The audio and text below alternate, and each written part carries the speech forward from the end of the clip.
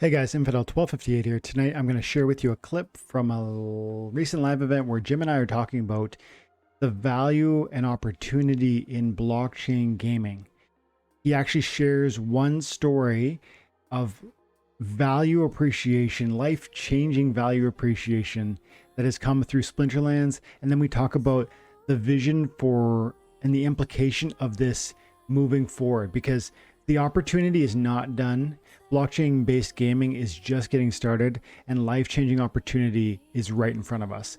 And so I think you're going to find that interesting, this conversation interesting. And if you do, I encourage you to come hang out with us on Splinterlands TV on Friday nights from 9 p.m. to 11 p.m. Pacific Standard Time. Without further ado, let's get into it. Thanks, guys. God bless. So, how you doing, Jim? I'm doing pretty good. Good, man. Today, I'm walking on sunshine a little bit, I guess rather than sunshine, I'm walking on land. You know what I'm saying? How's it doing?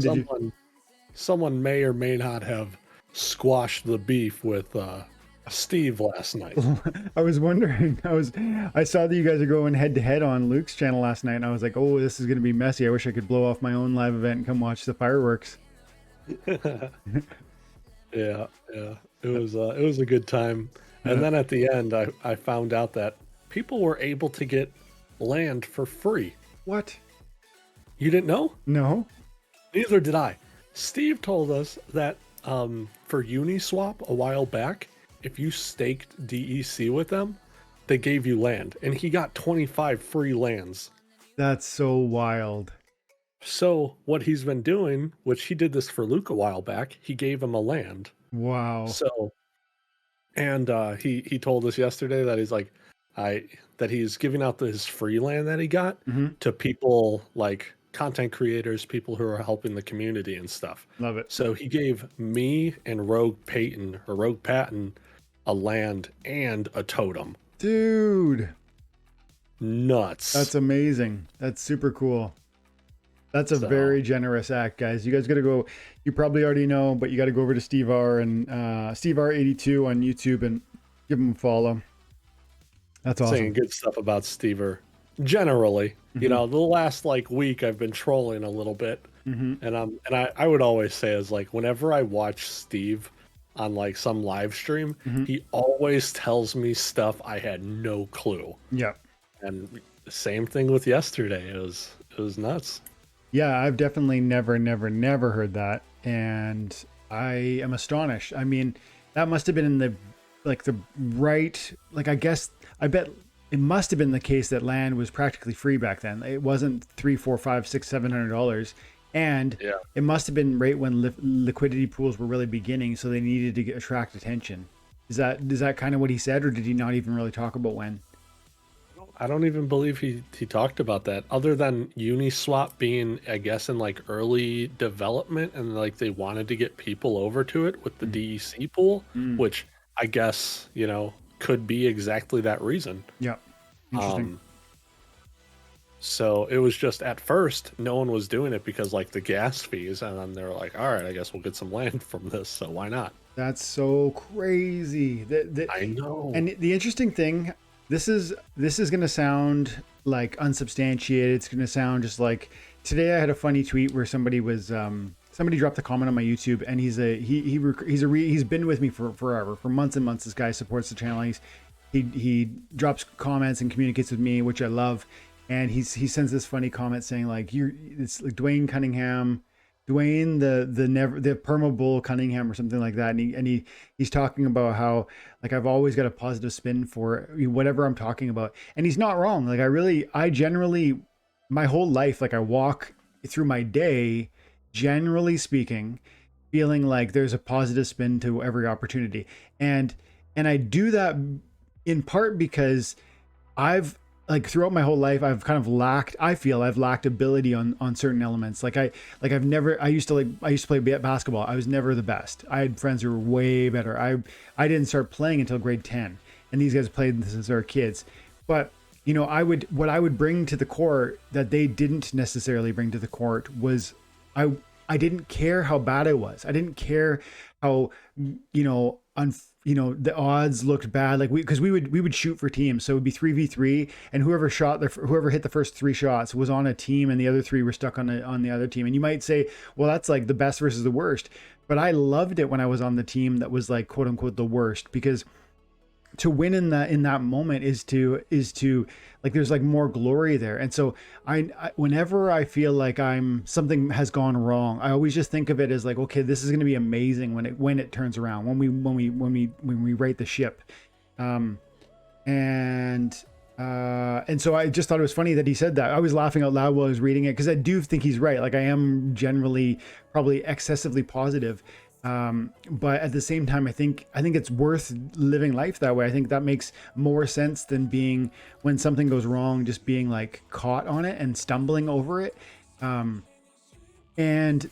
I bring that all up because I want to say, I really think now, there are lots of opportunities that are probably either unfolding as we speak, or that will unfold in the coming weeks and months within blockchain, within NFT gaming, that will end up being as crazy as that, where you're like, Jim comes on and we're talking, and the first thing you say is, they used to give away land. And everyone who heard that, and everyone who's going to hear that, because we'll clip it later, is going to be like, what? They gave away land? But I feel so confident opportunities like that exist today and tomorrow, and probably for the next coming years in blockchain. Now, that doesn't mean every opportunity out there is going to be a lock. There's lots of scams. Don't hear me saying that like everything is safe, throw your money around. I'm saying there will be some amazing winners. Is it like, what do you think about that, Jim? Do you feel like I'm being too optimistic, or do you believe that that's true? What's your sentiment on that? I mean, I think even right now is an amazing time, right?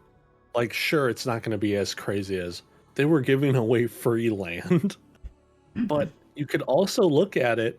There was a post on Reddit the other day talking about, if you buy cards at 200 collection power per dollar, and when SPS goes to 50 cents, by the end of the airdrop, those cards are essentially free. Wow. You made your money back. So it's like, with that mind mentality of, oh, we got lands for free. Well, I bought $300 worth of cards when they were 200. The exact number was about 229 CP. So they were a little off after I did the math. But that's besides the point. Like, if you can spend $300 on cards, and in 110 days, it's free. You made $300. On top of, well, whatever those card prices are now at that time.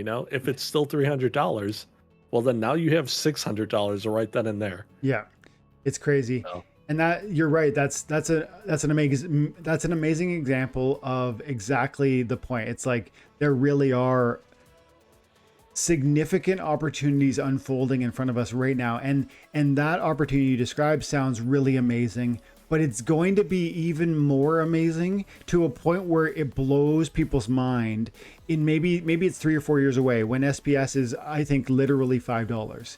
And then you're like, you got free SPS for buying these cards, which are, by the way, no longer 3 cents. They're now $1 or something, or 50 cents.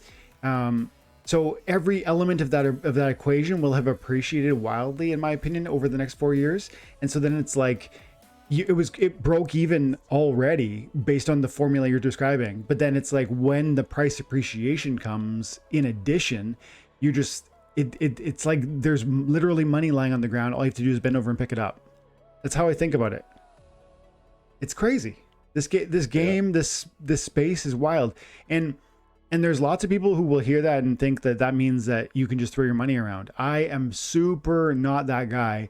I think you need to be super exacting about which projects you choose. That's like the only one I do play is Splinterlands. And I've tested the waters with different ones, and some of them interest me. But I'm not willing to invest significant money in something that I haven't seen a track record. This game, Splinterlands, grabbed my attention, and I liked it from a very early time. And I felt pretty confident with what I was seeing and what I was getting. And I still feel that way. If any of that ever changes, I would say it here. I would sell my assets. You would see me selling my assets.